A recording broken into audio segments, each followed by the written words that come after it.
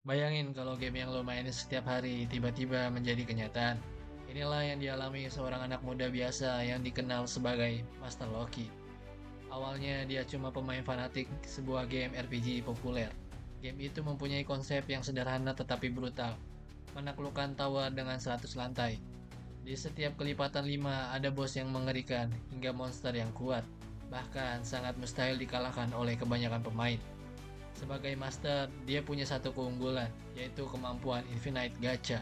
Dengan gacha ini, dia bisa memanggil berbagai karakter untuk memperkuat squad dan melakukan mendaki tower. Tapi ada satu hal yang nggak pernah dia sadari. Di setiap karakter yang dia summon, ternyata bukan sekedar NPC atau tokoh game. Mereka adalah manusia asli dari bumi. Orang-orang yang nyata ditarik ke dalam dunia penuh darah dan pertempuran ini. Dari sinilah cerita brutal dan misterius dimulai.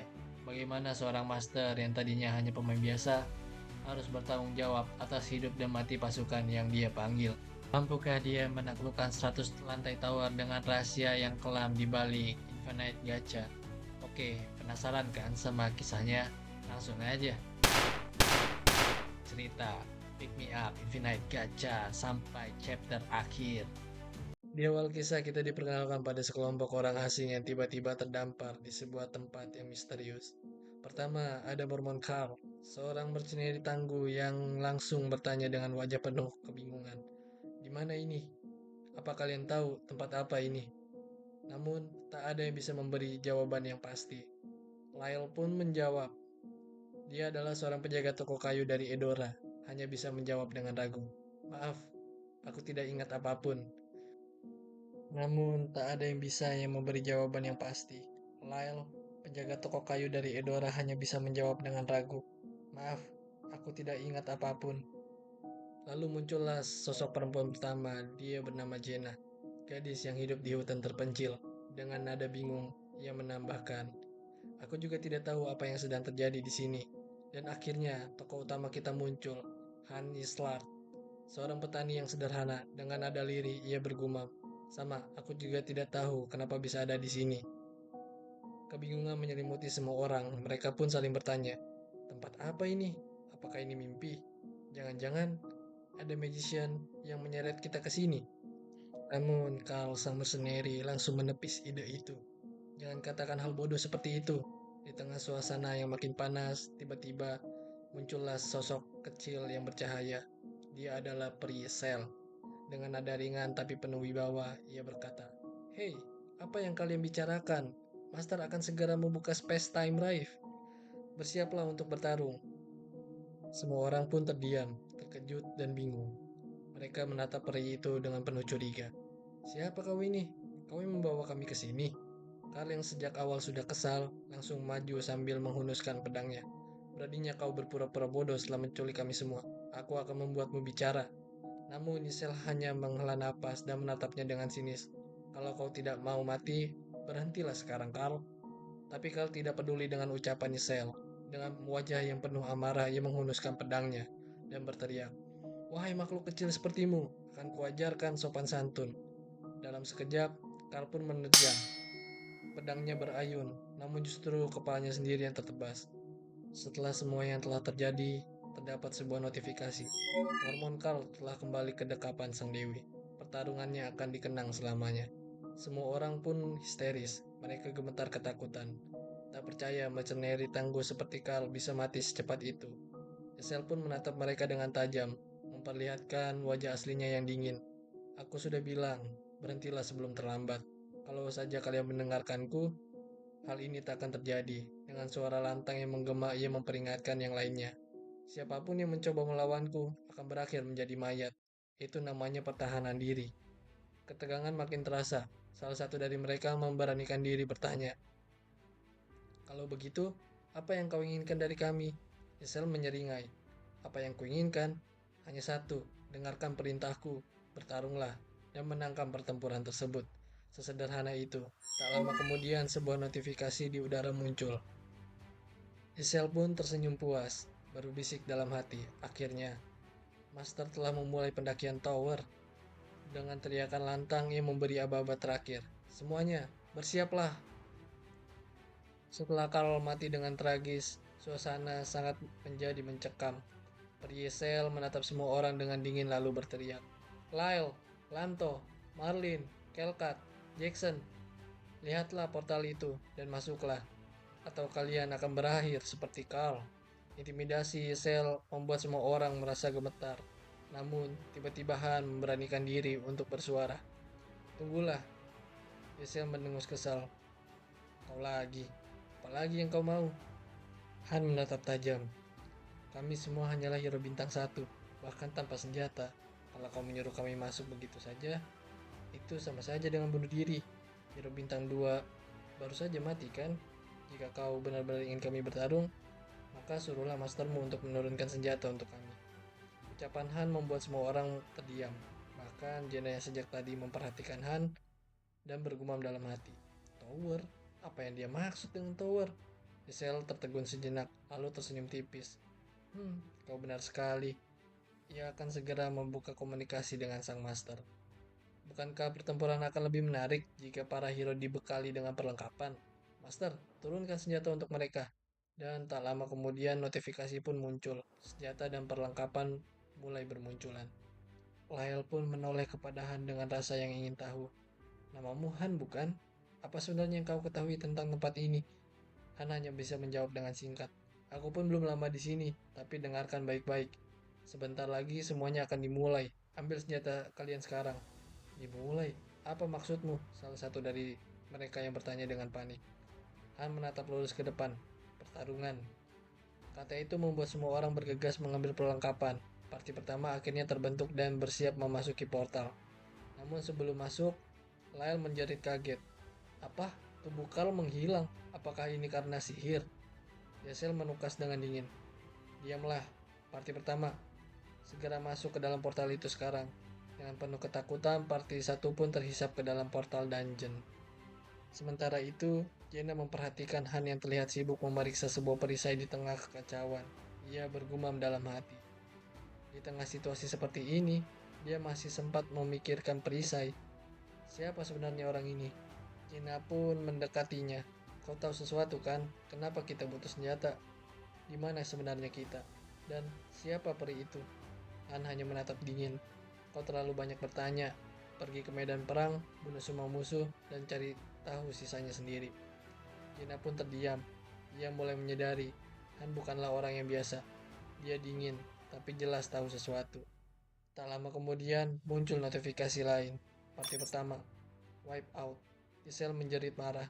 Dasar bajingan yang tidak berguna. Wipe out di lantai pertama. Dan segera sang master membentuk parti baru. Han, Jenna, Dazil, Creed, dan Gale masuk ke dalam parti satu berikutnya. Giselle memberi aba-aba dengan lantang. Hei kalian, ayo masuk ke portal sekarang. Han bergumam pelan. Sekarang giliran kita. Namun Jenna menoleh heran. Kenapa orang-orang sebelumnya belum kembali? Sementara itu, Dazil berusaha beralasan. Pri, tolong, jangan masukkan aku. Aku punya penyakit tulang encok. Biarkan aku di sini. Jenna menatapnya dengan sinis. Encok? Barusan kau jalan baik-baik saja. Kenapa sekarang tiba-tiba sakit? Giselle hanya menjawab singkat. Dasar bodoh. Akhirnya mereka semua masuk ke dalam portal. Begitu berpindah, mereka mendapati diri mereka di sebuah kuil misterius. Notifikasi pun muncul. Quest lantai 1, basmi semua goblin level 3. Namun bukannya bersiap, Dazil, Creed, dan Gale justru lari ketakutan. Gina pun berteriak, katanya encok. Kenapa kau bisa lari sekencang itu? Dazil pun menjawab panik. Setelah melihat goblin, encokku sembuh seketika. Han hanya menghela nafas, kecewa. Mereka benar-benar tidak berguna. Gina akhirnya mendekat dan bertanya, Han, apakah kita bisa keluar setelah membunuh goblin-goblin ini? Han melirik busur panah di dekatnya lalu bertanya, apakah kau bisa menggunakan busur itu? Gina mengangguk mantap. Tentu, ayahku seorang pemburu. Aku terbiasa dengan busur. Han pun segera membuat rencana. Bagus, aku akan menghadapi mereka di depan. Kau serang dari belakang. Kita lakukan sesuai rencana. Gina pun mengangguk. Oke, pasukan goblin pun berlari menyerbu. Han mengangkat pedang dan perisai yang baru ia dapatkan. Dalam hati ia bergumam. Sejujurnya aku belum pernah mengayunkan pedang. bahkan belum pernah memegang perisai sebelumnya. Namaku Han Islat, tapi nama asliku adalah Han Sojin. Dan sepertinya aku benar-benar terjebak ke dalam game RPG yang payah ini. Kilas balik ke dalam kehidupan Han sebelum tersumon.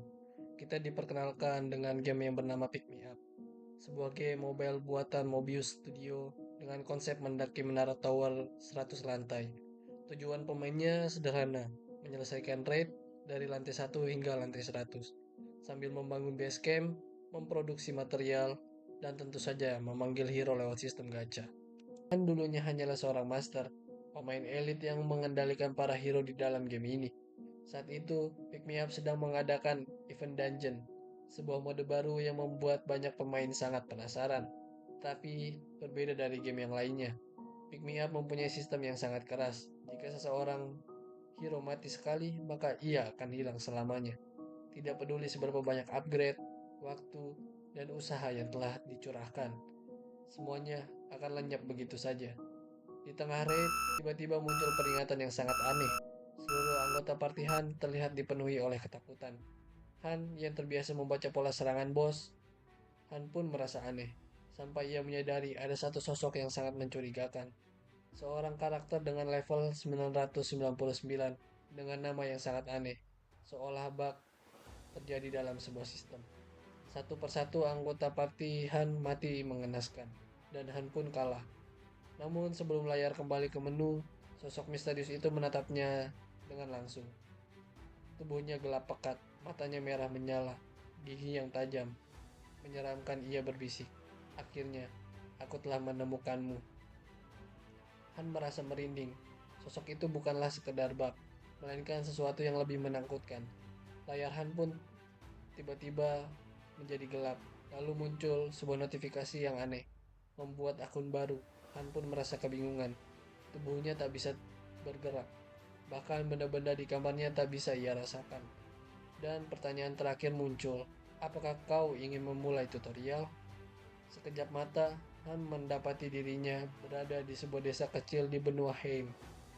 Tutorial quest pertama muncul, kalahkan goblin yang telah menyerang desa. Disinilah Han tersadar, ia bukan lagi seorang master, tapi seorang hero bintang 1 yang bernama Han Slar. Pertarungan berlangsung otomatis, layaknya mekanik dalam game.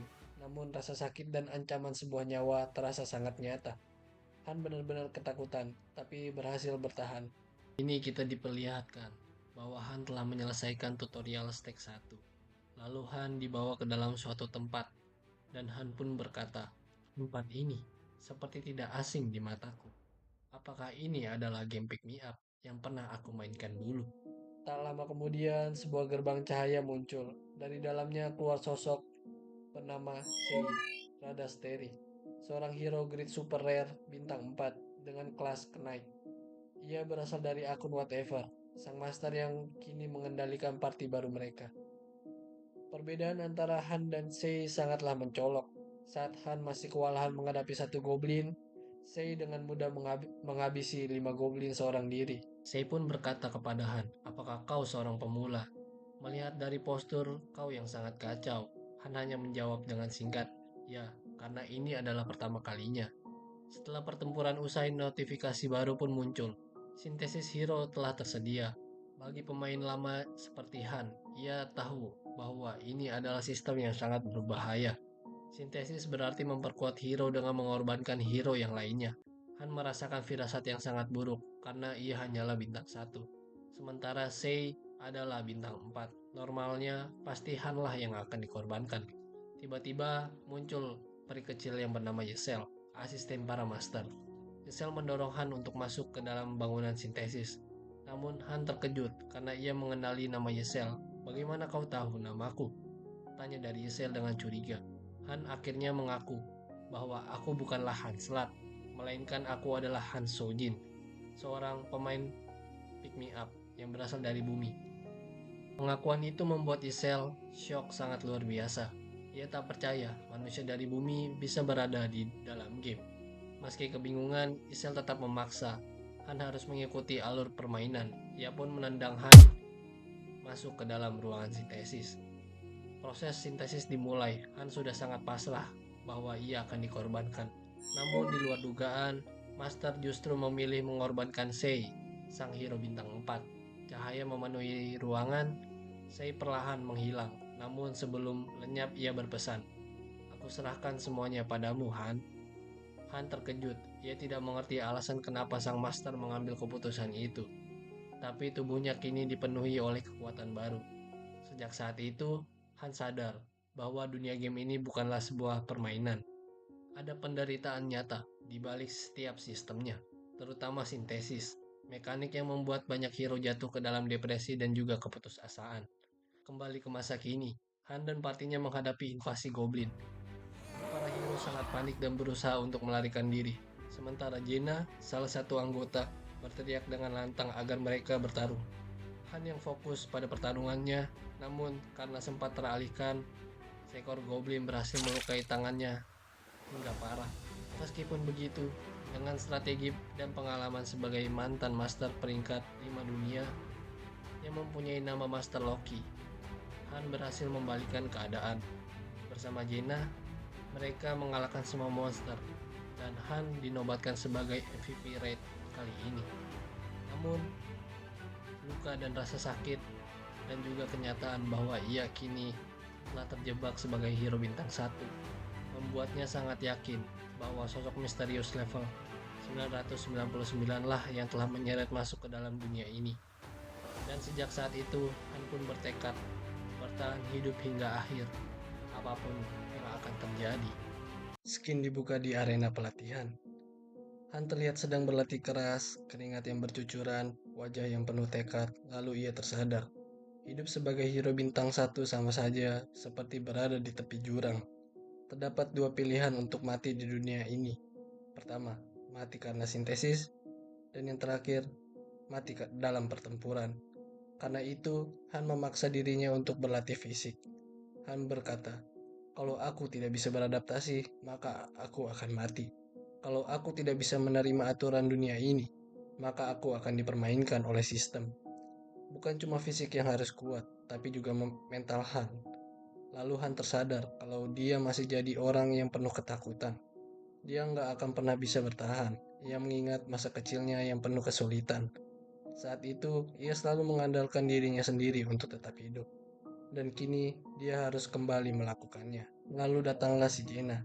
Ia menghampiri Han dan berkata dengan tekad yang sama. "Dulu, ayahku adalah seorang hunter.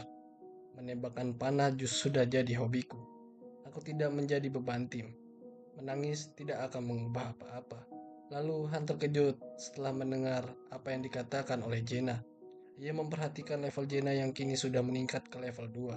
Walaupun peningkatannya tidak besar, tetapi Han menyadari bahwa Jenna memiliki sebuah potensi.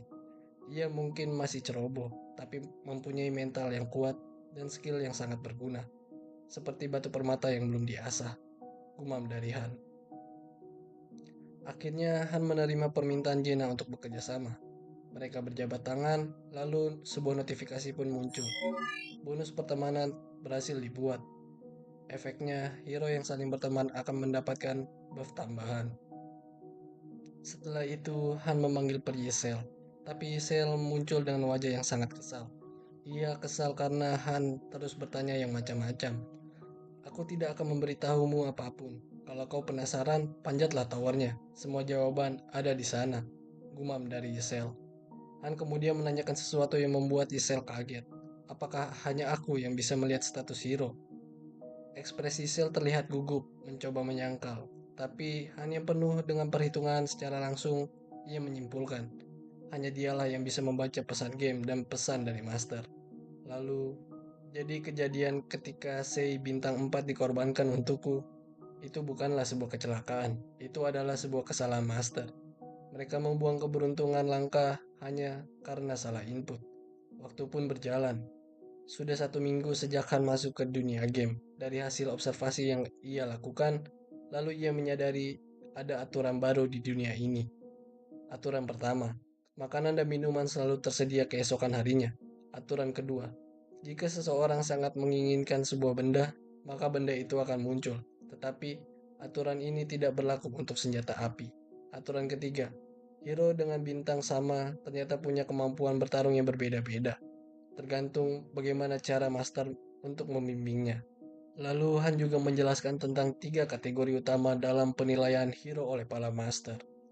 Penilaian pertama yaitu mental. Dengan memiliki mental yang kuat, tentunya hero tidak akan mudah panik saat dalam pertarungan. Penilaian kedua, hero dengan bintang tinggi.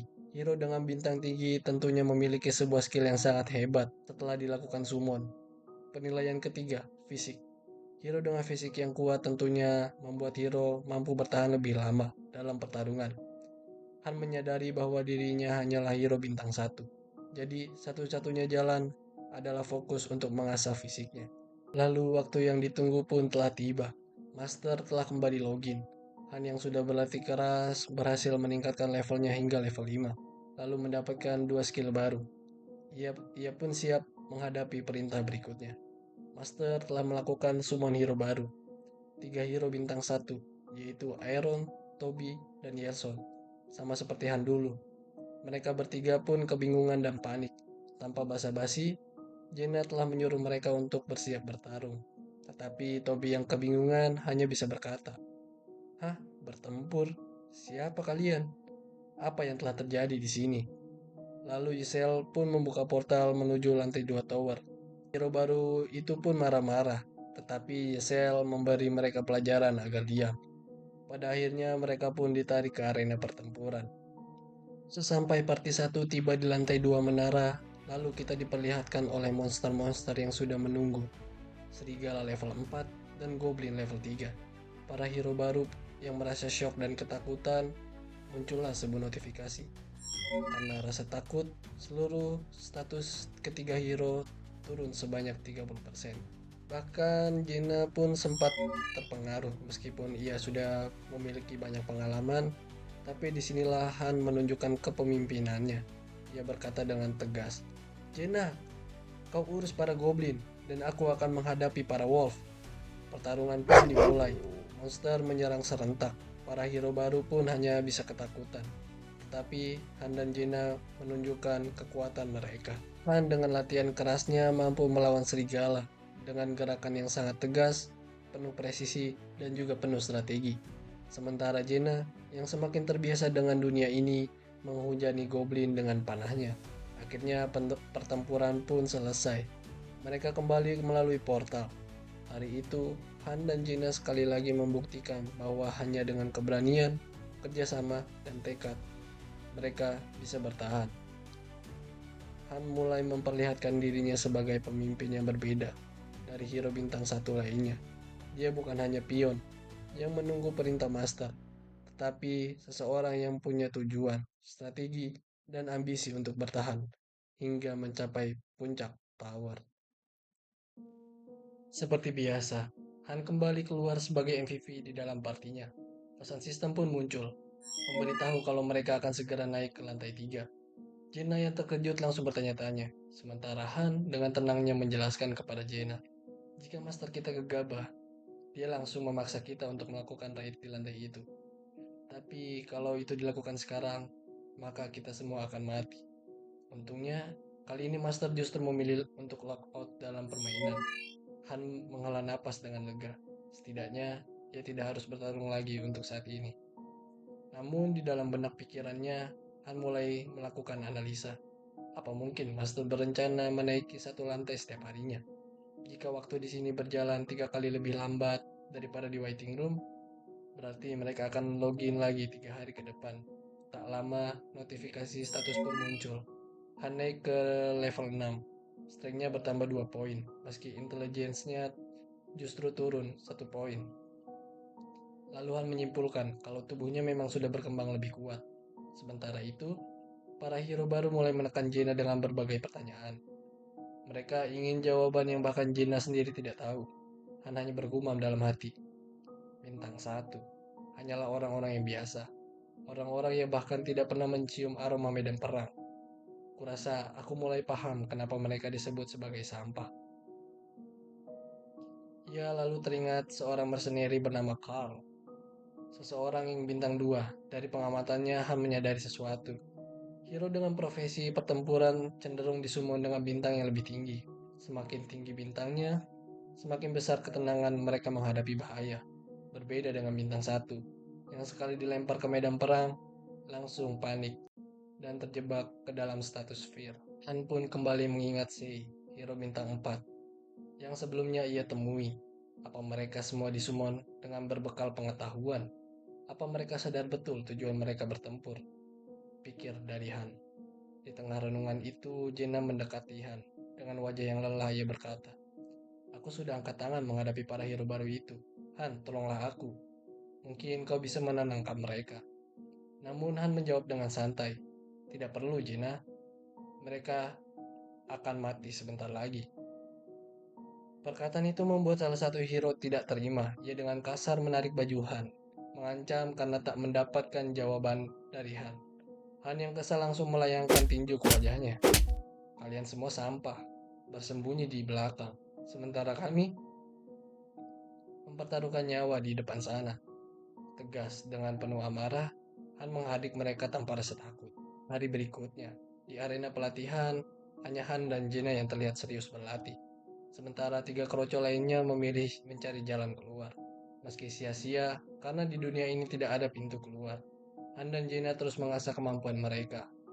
Bahkan ketika Jenna tak sengaja memanah paha Han hingga tertembus, ia hanya tersenyum kecil. "Tenang aja, luka di sini pulih dengan cepat. Jangan khawatir, Jenna." Setelah sembuh, ia melakukan latihan tanpa henti. "Aku tidak akan berhenti. Rasa sakit ini justru sangat nikmat. Itu adalah bukti bahwa aku masih hidup," ucap Han dalam hati. Tak lama kemudian, sebuah notifikasi pun muncul. Sang master telah kembali login. Gina yang sudah berlatih keras kini tidak sabar lagi untuk bertarung. Rasa percaya dirinya tumbuh pesat berkat latihan intens bersama Han. Di sisi lain, tiga hero pembangkang itu masih saja menyusahkan Yesel. Mereka memaksa keluar dari game, membuat Yesel itu kehilangan kesabarannya. Tanpa ragu, Yesel langsung melayangkan bogi mentah pada mereka hingga babak belur. Belum sempat pulih, raid lantai 3 pun dimulai. Kini goblin yang mereka hadapi sudah mengenakan armor. Namun bagi Han dan Jenna, pertarungan kali ini tidak terlalu sulit. Dengan kerjasama mereka, semua monster berhasil ditaklukkan. Dan kali ini Jenna keluar sebagai MVP. Dengan wajah yang penuh percaya diri, ia berkata, "Sepertinya aku sudah mulai terbiasa dengan situasi ini." Setelah pertempuran, sistem memberi saran kepada sang master, Wheel of Fortune, sebuah fitur untuk memperbaiki sikap hero yang membangkang. Pesan lain juga muncul, menyarankan master untuk mengulang raid lantai 1 agar para hero bisa menambah pengalaman. Akhirnya, mereka kembali mengulang pertarungan dari lantai awal. Tentu saja, lantai 1 terasa sangat mudah, tapi tetap saja, tiga kroco itu tidak berkontribusi apa-apa. Master terus melakukan spam raid lantai 1 lagi dan lagi. Tujuannya jelas, yaitu grinding. Untuk menaikkan level dan skill para hero sampai mereka cukup kuat untuk menghadapi tantangan berikutnya. Namun bagi Han dan Jenna, hal itu adalah sebuah siksaan. Hari demi hari mereka bertarung tanpa henti, hingga tubuh mereka benar-benar kelelahan. Sementara itu, tiga kroco bebal itu masih tetap sama, menjadi beban dari awal sampai akhir.